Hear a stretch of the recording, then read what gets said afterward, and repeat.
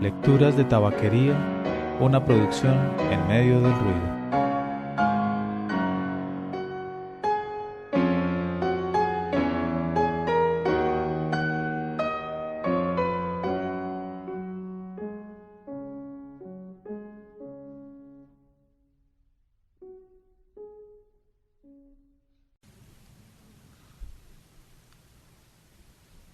Multivac, Isaac Asimov. La mayor industria de la Tierra giraba alrededor de Multivac.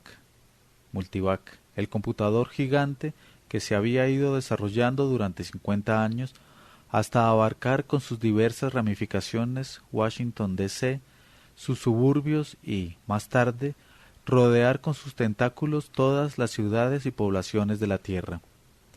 Un ejército de funcionarios civiles le alimentaban constantemente con datos, mientras que otro correlacionaba e interpretaba las respuestas obtenidas. Un cuerpo de ingenieros patrullaba por su interior y toda una organización de minas y factorías se esforzaba en mantener la reserva de sus piezas de repuesto siempre completa, siempre segura, siempre satisfactoria. Multivac dirigía la economía de la Tierra y prestaba ayuda a su ciencia, y su aspecto más importante era el edificio central, archivo de todos los hechos conocidos sobre cada habitante terrestre. Formaba parte de los deberes diarios de Multivac la recepción de los 4.000 millones de series de hechos sobre los seres humanos, las cuales llenaban sus entrañas y eran seleccionadas para el día siguiente. Cada departamento de corrección de la Tierra recibía los datos concernientes a su zona de jurisdicción. Este cuerpo de informaciones quedaba en su totalidad registrado en la Junta Central de Correcciones en Washington, D.C. Bernard Gulliman se hallaba en la cuarta semana de su mandato de un año como presidente de la Junta Central de Correcciones, cargo en el que había aprendido a aceptar los informes matutinos con indiferencia, sin miedo o asombro.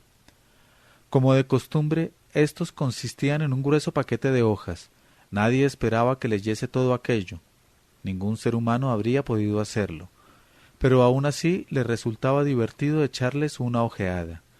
Allí estaba la acostumbrada lista de delitos previsibles, fraudes de toda clase, raterías, motines, revueltas, asesinatos, envenenamientos, etc.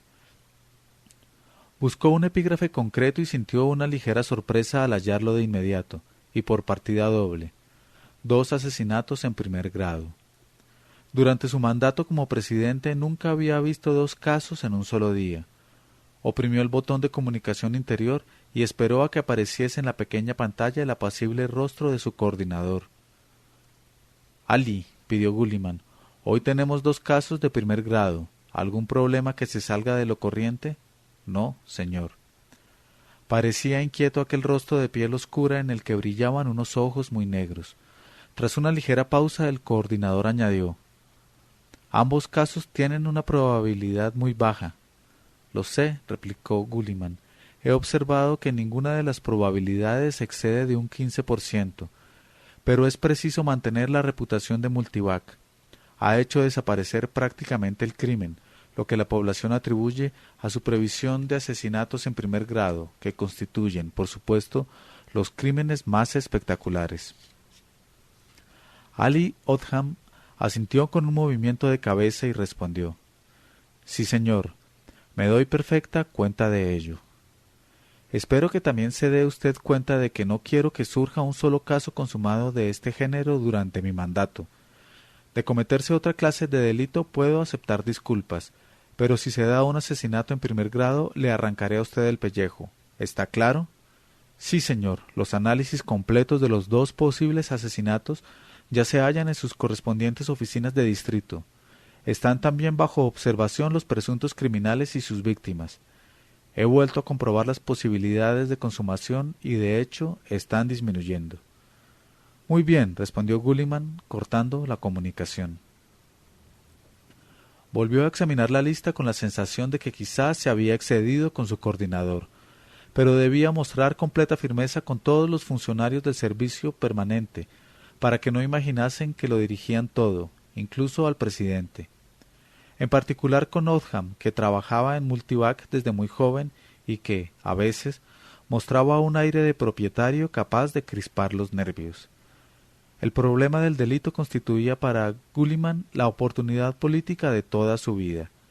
Hasta entonces ningún presidente había disfrutado de su mandato sin que en algún punto de la tierra se cometiese un asesinato.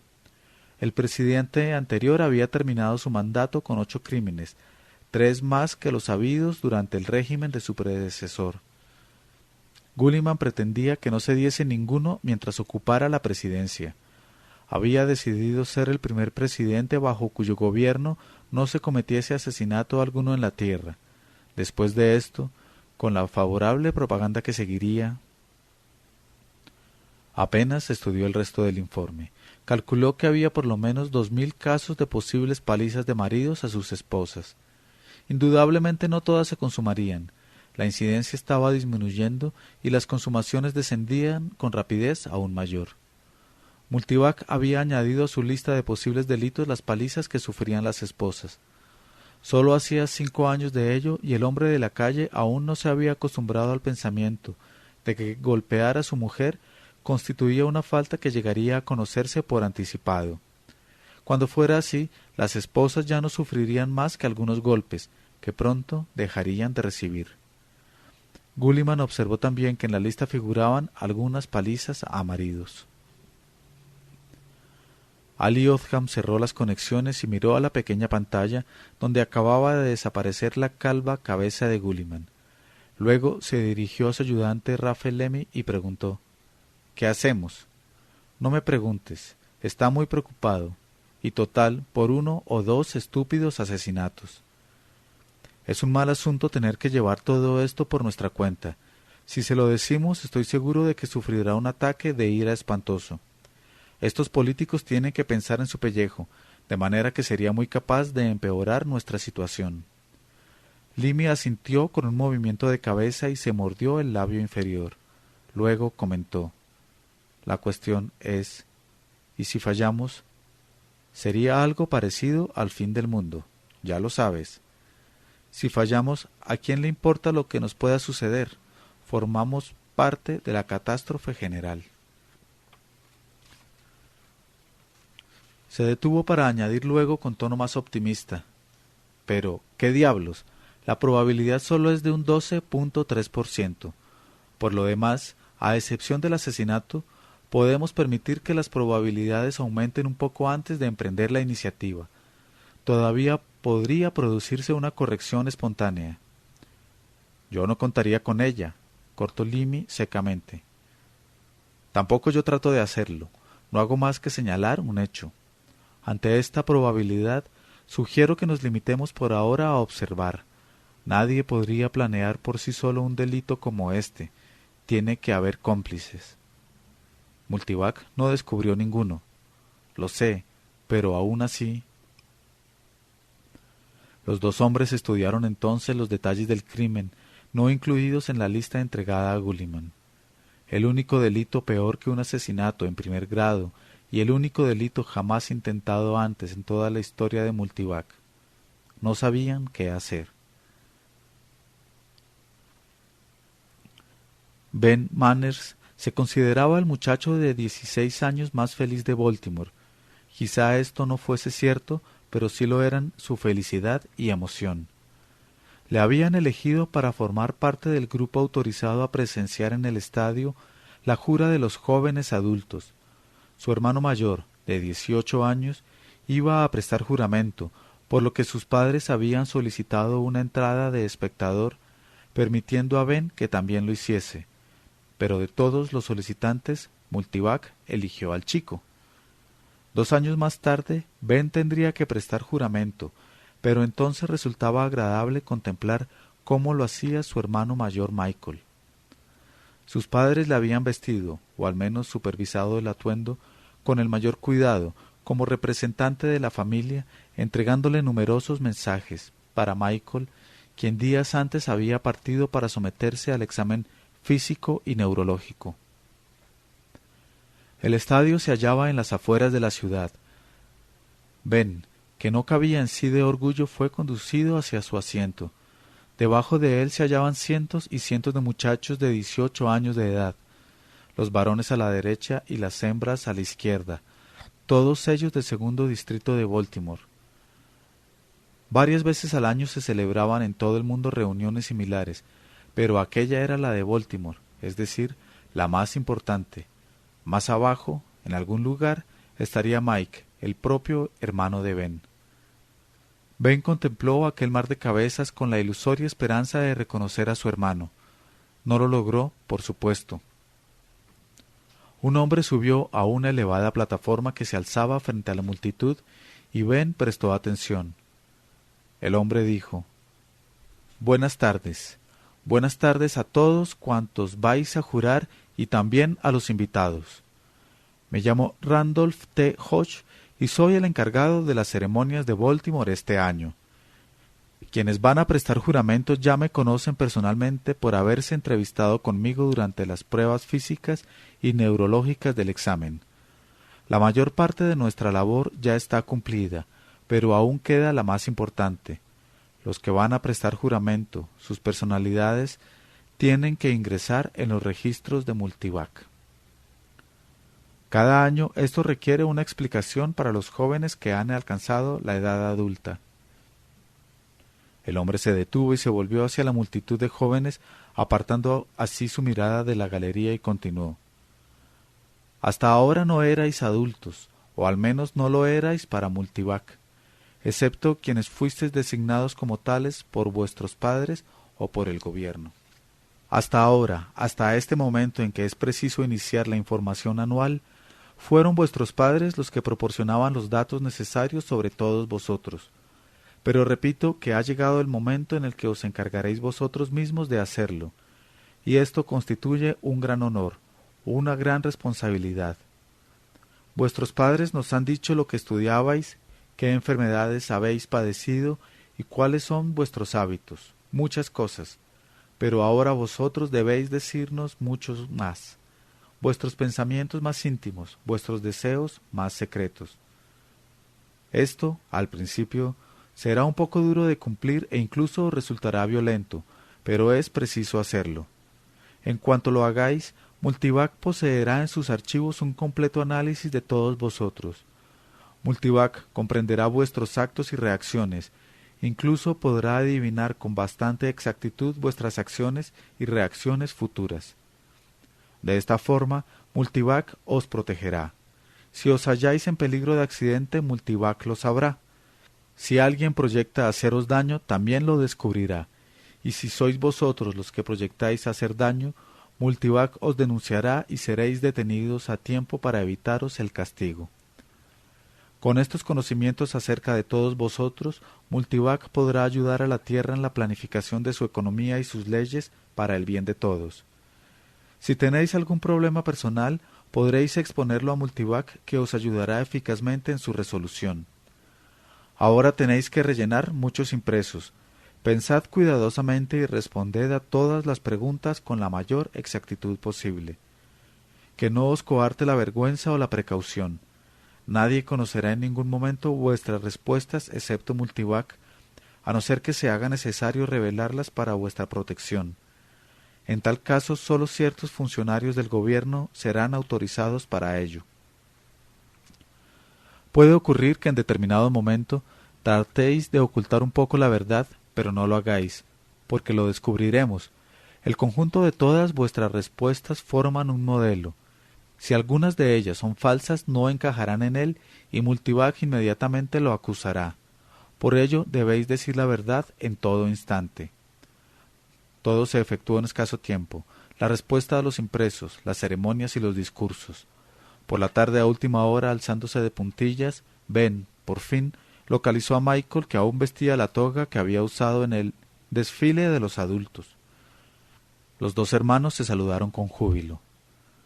Compartieron una cena ligera para luego tomar el transporte especial que les llevaría a casa, todavía alegres y satisfechos por la grandeza de aquel día. No estaban preparados para la terrible sorpresa que les aguardaba. Ambos fueron detenidos en su camino por un joven uniformado, de rostro frío, que vigilaba la entrada principal de la casa. inspeccionó sus documentos antes de permitirles acceso a su propio hogar. Hallaron a sus padres sentados en la sala de estar con una expresión de tragedia en sus rostros. Joseph Manners, súbitamente envejecido desde aquella mañana, miró con ojos llenos de tristeza a sus hijos. Uno de ellos aún sostenía sobre un brazo la toga indicativa de su condición de adulto, y suspiró. Parece ser que me encuentro bajo arresto domiciliario.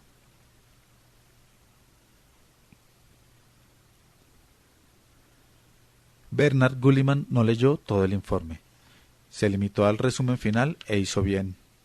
Al parecer toda una generación se había desarrollado acostumbrada al hecho de que Multivac pudiese predecir la comisión de delitos de importancia. Todo el mundo sabía, pues, que los agentes de correcciones se hallarían en el lugar preciso antes de que el delito se pudiera cometer. Y todo el mundo también sabía que la comisión de un delito conducía inevitablemente a su castigo. Gradualmente se fueron convenciendo de que nadie podía engañar a Multivac. El lógico resultado fue que hasta la simple intención de cometer un delito desapareció, y a medida que tales intenciones disminuían y aumentaba la capacidad de Multivac, sólo figuraba en la lista de cada mañana la probabilidad de delitos menores. Según esto, Gulliman había ordenado un análisis, realizado por Multivac, naturalmente, sobre la capacidad de Multivac para predecir las probabilidades de incidencia de las enfermedades. Los médicos podrían entonces prepararse de antemano para atender a todos aquellos pacientes que podrían padecer diabetes un año más tarde, sufrir un ataque de tuberculosis o ser víctimas del cáncer. Y el informe era favorable. Al llegar a la lista de los posibles delitos del día, no figuraba en ella ni un solo asesinato en primer grado. Othman, ¿qué relación guardan los delitos de la semana pasada con los de mi primera como presidente? Habían descendido en un 8% y Gulliman se sentía feliz. No era culpa suya, por supuesto, si los electores no llegaban a enterarse. Bendijo su suerte por llegar al cargo en el momento más oportuno, cuando Multivac funcionaba a pleno rendimiento, cuando hasta las enfermedades podían sujetarse también a una exacta previsión. Gulliman también obtendría beneficio de ello.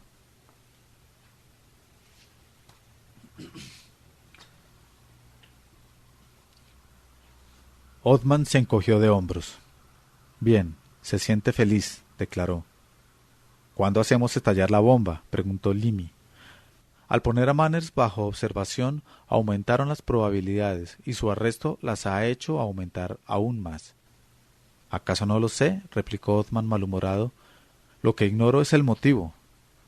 Cómplices, tal vez sea como dices. Si Manners se halla en dificultades, los otros tienen que dar el golpe enseguida o estarán perdidos. Quizás sea todo lo contrario. Habiendo detenido a uno, los demás buscarán la seguridad y desaparecerán. Además, ¿por qué no ha mencionado Multivac a los cómplices? Bien, entonces, ¿se lo decimos a Gulliman? No, todavía no. La probabilidad es aún de 17.3%. Dejemos que aumente un poco más. Elizabeth Manners rogó a su hijo más joven. «Retírate a tu cuarto, Ben». «Pero, ¿qué sucede, mamá?», interrogó Ben con voz quebrada ante aquel final de un día glorioso. «Por favor». El muchacho se marchó de mala gana, atravesando el umbral de la puerta hasta las escaleras que subió ostentosamente. Luego volvió a descender sin hacer el menor ruido. Mike Manners, el hijo mayor, recién declarado adulto y esperanza de la familia, preguntó con un tono de voz que parecía eco de la de su hermano. «¿Qué ha pasado?» Joe Manners respondió. «Pongo al cielo por testigo, hijo, que no lo sé. Yo no he hecho nada». «Ya sé que no has hecho nada», dijo Mike mirando asombrado a su padre. «Si han venido aquí es porque piensas hacer algo». «No es cierto». La señora Manners les interrumpió indignada. «¿Cómo puede pensar en hacer algo que sea causa de todo esto?» Y al pronunciar estas palabras hizo un gesto con un brazo, señalando hacia los agentes del gobierno que rodeaban la casa. Después añadió: Cuando era niña, recuerdo al padre de una amiga mía. Trabajaba en un banco, y una vez le llamaron para decirle que no tocase el dinero, y así lo hizo. Se trataba de $50,000. En realidad no los había cogido, pero pensaba hacerlo. En aquellos días no se guardaba silencio sobre estas cosas como se hace hoy. Las historias de esta clase siempre trascendían, por eso las llegué a conocer yo. La señora Manners hizo una breve pausa y prosiguió. Me refiero a que se trataba de $50,000. Se retorció las manos regordetas. $50,000, y sin embargo todo cuanto hicieron fue advertirle. Una simple llamada telefónica. ¿Pero qué podría planear tu padre para obligarles a enviar una docena de hombres y cerrar la casa? Joe Manners murmuró con ojos en los que se reflejaba el dolor. No he pensado cometer ningún delito, ni el más mínimo, lo juro. Mike, consciente de su condición de adulto, dijo: Puede que sea algo subconsciente, papá, algún resentimiento en contra de tu supervisor. ¿Hasta el extremo de querer matarle? No. ¿No te han dicho de qué se trata, papá? Su madre le interrumpió nuevamente. No, no quieren. Ya lo hemos preguntado. Les dije que estaban arruinando nuestra posición social con su sola presencia, que lo menos que podían hacer era explicarnos lo que ocurría para hacer algo.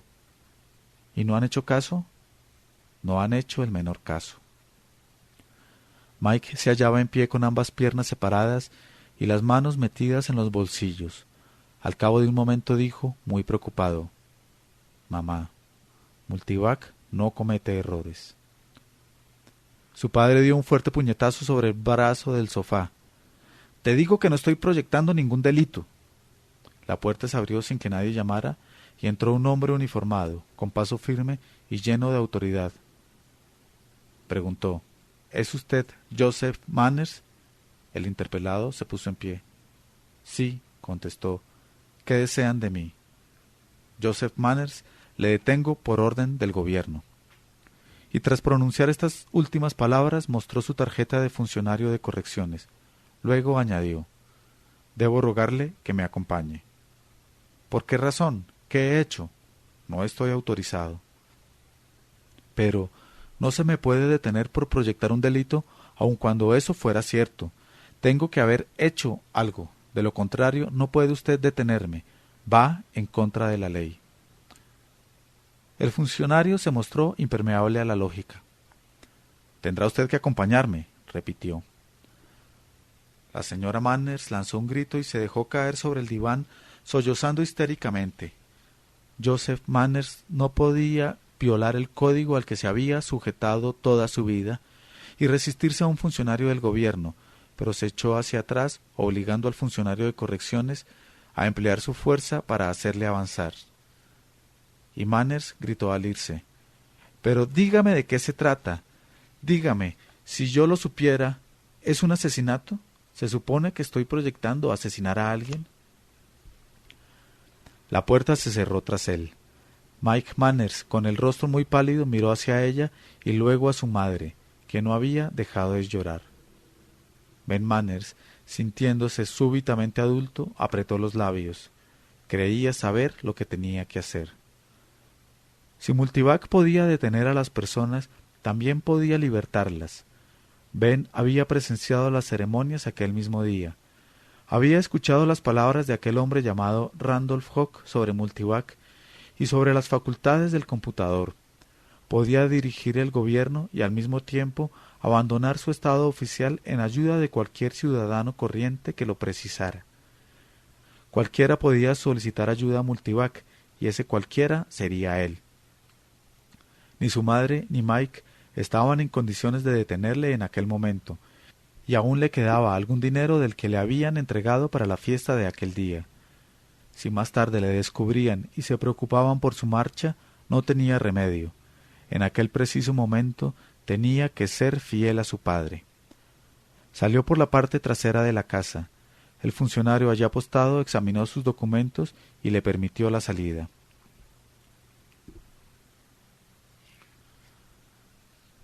Harold Quimby era quien dirigía el departamento de reclamaciones de la subestación de Multivac en Baltimore.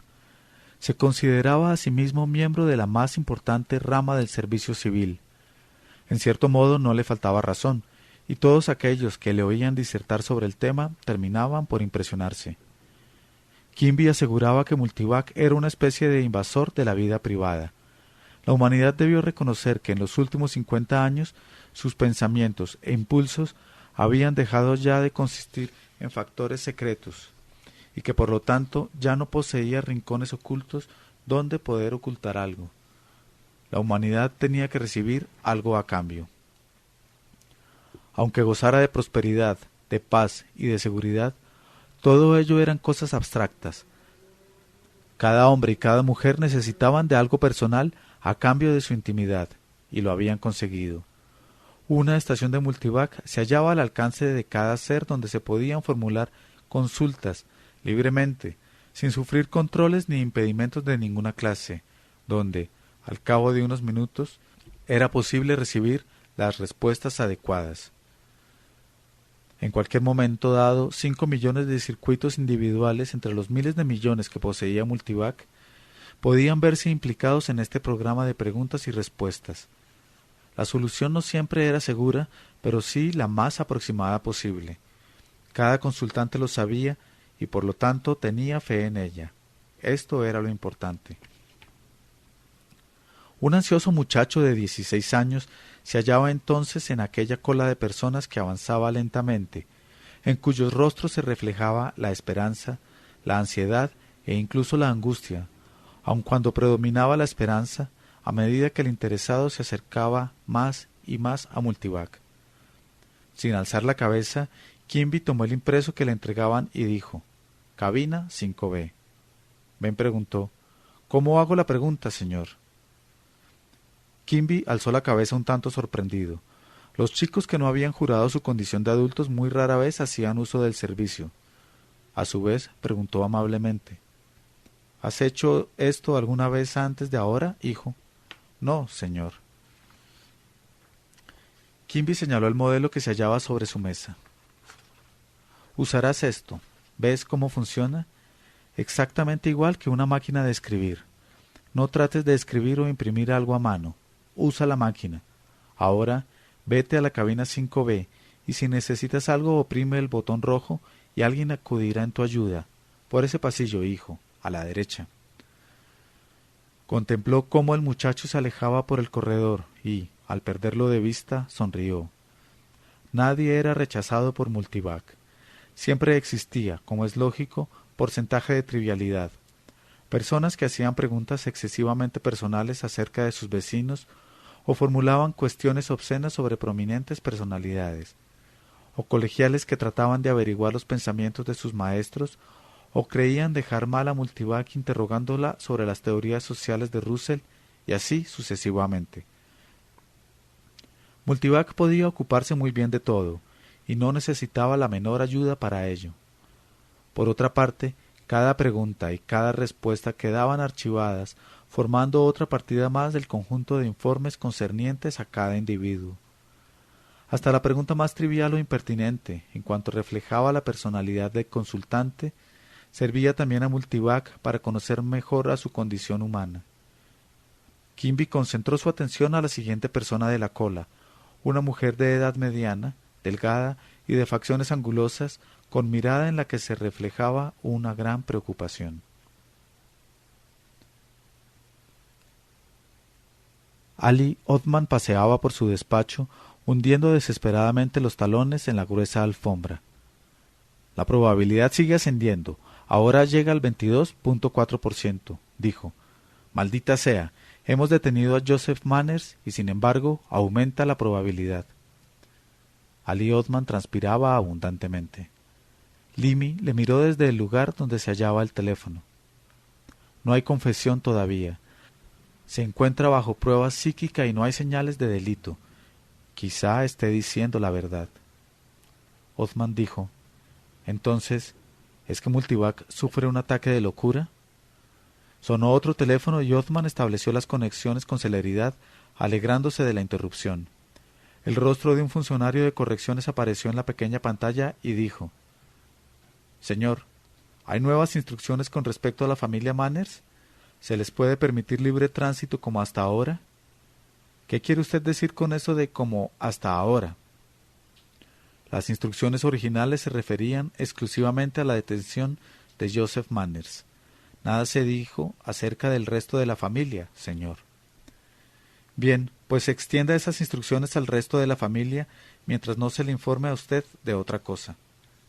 Señor, esa es la cuestión. La madre y el hijo mayor exigen información sobre el hijo menor. Se ha ido y creen que ha sido detenido también. Desean ir a la central para saber algo sobre él. Othman frunció el ceño y preguntó casi en voz baja. ¿El hijo menor? ¿Qué edad tiene? 16 años, señor. 16 años y se ha ido. ¿No sabe usted a dónde? Se le permitió salir de la casa, señor. No había órdenes en contra. No se retire del teléfono. No se mueva de ahí. Othman dejó el auricular sobre la mesa y luego se llevó ambas manos a la cabeza exclamando «¡Imbécil! ¡Imbécil! ¡Imbécil!». Limi dio un respingo de sorpresa. «¿Qué diablos ocurre?». «El hombre tiene un hijo de 16 años», respondió Othman con excitación. «Un chico de 16 años no es un adulto y no tiene archivo independiente en Multivac, sino solo dentro del expediente de su padre». Othman se detuvo y miró a Limi para añadir a continuación. ¿No sabe todo el mundo que hasta los 18 años de edad un joven no archiva sus propios informes con Multivac, sino que es su padre quien lo hace por él? ¿Acaso no lo sé yo? ¿Acaso lo ignoras tú? ¿Quieres decir que Multivac no se refirió para nada a Joe Manners?, preguntó Limi. Multivac se refería a su hijo menor, y ha desaparecido. Con un numeroso grupo de funcionarios rodeando la casa, el chico sale de ella tranquilamente y sabe Dios por dónde anda ahora. Othman se volvió de nuevo hasta el circuito telefónico en cuya pequeña pantalla aún aparecía el rostro del funcionario de correcciones. Aquel minuto de tiempo había sido pausa suficiente para que Othman se recuperase y asumiera su acostumbrado aspecto de impasibilidad. No hubiese sido conveniente exteriorizar ninguna emoción ante un funcionario de correcciones. Luego dijo: «Escúcheme con atención. Localicen al chico desaparecido. Emplee usted todos los hombres que crea conveniente, incluso todos los del distrito si es necesario. Yo daré las órdenes adecuadas. Debe usted hallar a ese muchacho a toda costa». «Sí, señor». Se interrumpió la conexión. Othman dijo acto seguido: «Calcula de nuevo las probabilidades, Limi». 5 minutos más tarde, Limi declaró: «Han descendido a un 19.6% y están disminuyendo». Othman exhaló un profundo suspiro. «Bien, por fin seguimos la buena pista». Ben Manners se hallaba sentado en el interior de la cabina 5B e hizo funcionar la máquina con calma. «Mi nombre es Benjamin Manners. Número MB 71833412. Mi padre, Joseph Manners, ha sido detenido, pero no sabemos qué clase de delito está planeando. ¿Hay alguna forma de poder ayudarle?» Ben esperó. Aunque solo tuviese 16 años, era lo suficientemente mayor para saber que sus palabras llegaban al interior de la más compleja estructura jamás concebida por el hombre, que 1 trillón de hechos se mezclarían y se coordinarían para formar un total, y que de aquel total Multivac extraería la mejor respuesta. La máquina emitió un sonido y expulsó una tarjeta. En ella aparecía un largo texto. Comenzaba diciendo: «Toma el Express de Washington, D.C. inmediatamente. Apéate en la estación de Connecticut Avenue. Encontrarás una salida especial con un rótulo de Multivac y un guardián de servicio. Informa al guardián de que eres un correo especial destinado al doctor Trumbull y te permitirá entrar. Luego te encontrarás en un pasillo. Sigue caminando hasta una pequeña puerta con el rótulo de Interior. Entra y di a los hombres que están allí: mensaje para el doctor Trumbull. Te permitirán pasar. Luego continúa». La tarjeta continuaba dando instrucciones.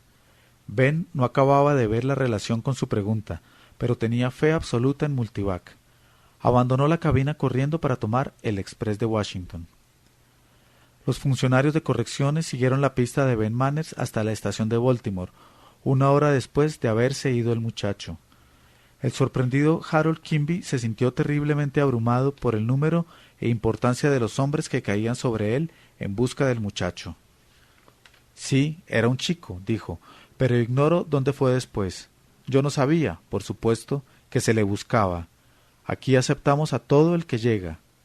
Sí, puedo obtener el informe sobre sus preguntas y respuestas. Al cabo de un rato examinaron el informe y lo televisaron inmediatamente a la central general.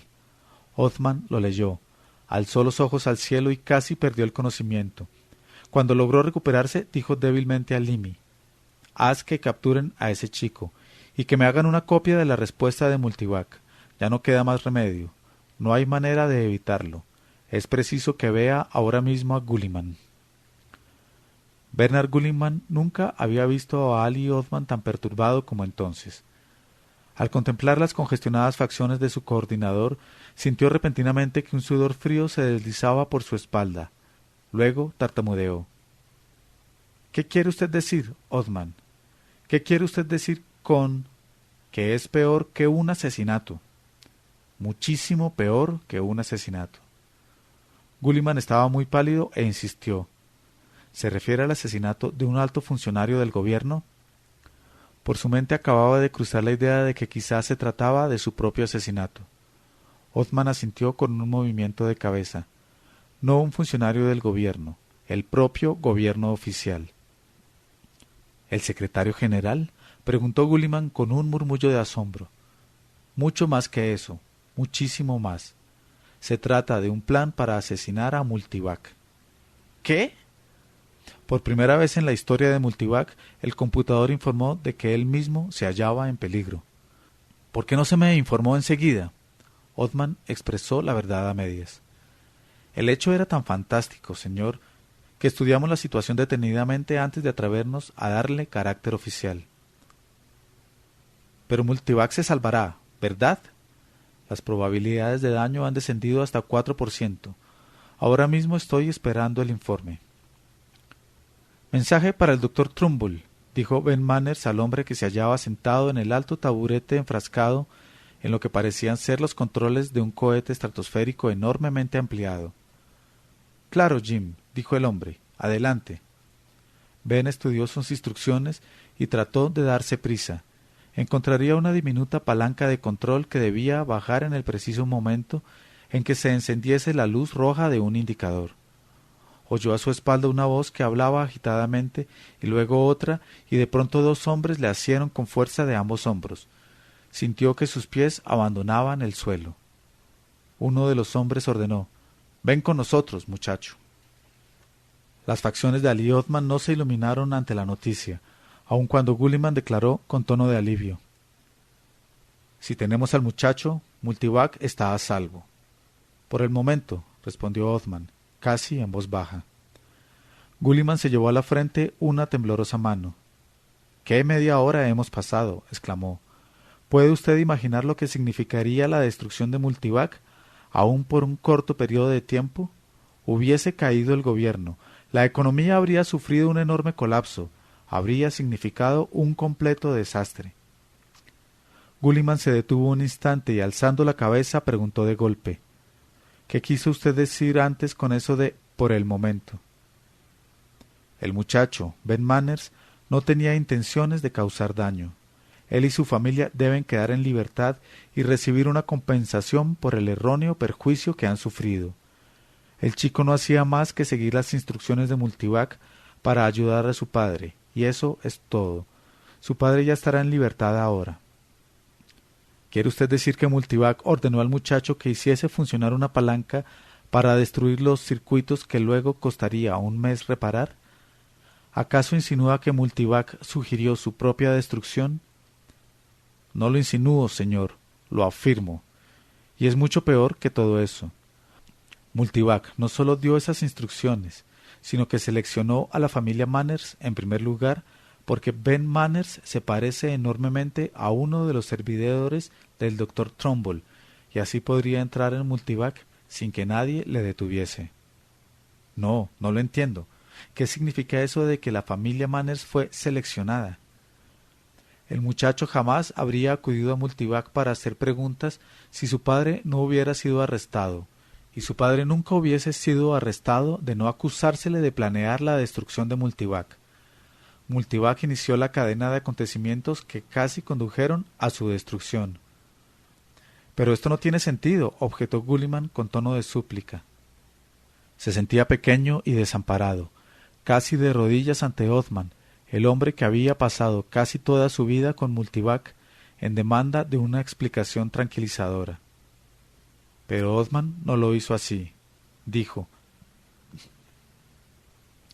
«Este es el primer intento de Multivac, al menos que yo sepa, para eliminarse. En algunos aspectos la cosa estaba bien planeada. Eligió a la familia idónea, no distinguió entre padre e hijo expresamente para así despistarnos. Pero Multivac carece de experiencia en este juego, o al menos así es todavía. No pudo eludir sus propias instrucciones que condujeron al informe de probabilidades sobre su destrucción, probabilidades que iban en aumento a medida que nosotros llevábamos a la práctica medidas erróneas. Tampoco pudo rehusar la respuesta que dio al muchacho. Con un poco de práctica seguramente aprenderá a engañarnos, aprenderá a ocultar ciertos hechos y dejará de registrar otros. De ahora en adelante, cada instrucción que proporcione puede contener el germen de su propia destrucción. Nunca lo sabremos, y por muchas precauciones que tomemos, será siempre Multivac quien venza al final. Me temo, señor Gulliman, que será usted el último presidente de esta organización». Gulliman, furioso, pegó un fuerte puñetazo sobre su mesa y preguntó con desesperación: «¿Pero por qué? ¿Por qué? Maldita sea, ¿por qué? ¿Qué le ocurre a Multivac? ¿No puede solucionarse?» «No lo creo», replicó Othman con tranquila desesperanza. «Nunca he pensado en ello antes de ahora, ni nunca sucedió esto. Pero me parece que hemos llegado al final del camino, porque Multivac es algo demasiado bueno. Multivac se ha desarrollado de forma tan compleja que sus reacciones ya no son las de una máquina, sino más bien las de un ser viviente». «Usted está loco». «Pero aún así, ¿qué? Durante algo más de 50 años hemos estado cargando todos los problemas de la humanidad sobre Multivac. Le hemos pedido que cuide de nosotros en conjunto e individualmente. Le hemos pedido que guarde todos nuestros secretos, que absorba nuestro mal y nos guarde de él. Cada uno de nosotros le lleva sus problemas que, en forma de granito de arena, van aumentando su carga. Ahora vamos a cargar también sobre Multivac las enfermedades de la humanidad». Othman se detuvo un momento y luego añadió: «Señor Gulliman, Multivac soporta todas las dificultades del mundo sobre sus hombros y está cansado». «Eso es una locura, una solemne locura», murmuró Gulliman. «Entonces permítame demostrarle algo. Permítame que someta a prueba mi aseveración. ¿Me da usted permiso para usar el circuito Multivac de aquí, de su despacho?» «¿Para qué?» «Para hacer a Multivac una pregunta que jamás nadie le ha hecho antes». «¿Le hará usted daño?», preguntó Gulliman alarmado. «No, pero nos dirá lo que deseamos saber». El presidente dudó un momento. Luego dijo: «Adelante». Othman usó el instrumento que descansaba sobre la mesa de Gulliman. Sus dedos se movieron sobre la máquina perforando una tarjeta con la pregunta: «Multivac, ¿qué es lo que deseas más que nada en el mundo?». El intervalo de tiempo que transcurrió entre la pregunta y la respuesta pareció alargarse intolerablemente, pero ni Gulliman ni Othman se atrevieron a respirar. Hubo un suave rumor metálico y la máquina expulsó una tarjeta. Era pequeña, y sobre ella, con letra muy clara, aparecía la respuesta: «Deseo morir».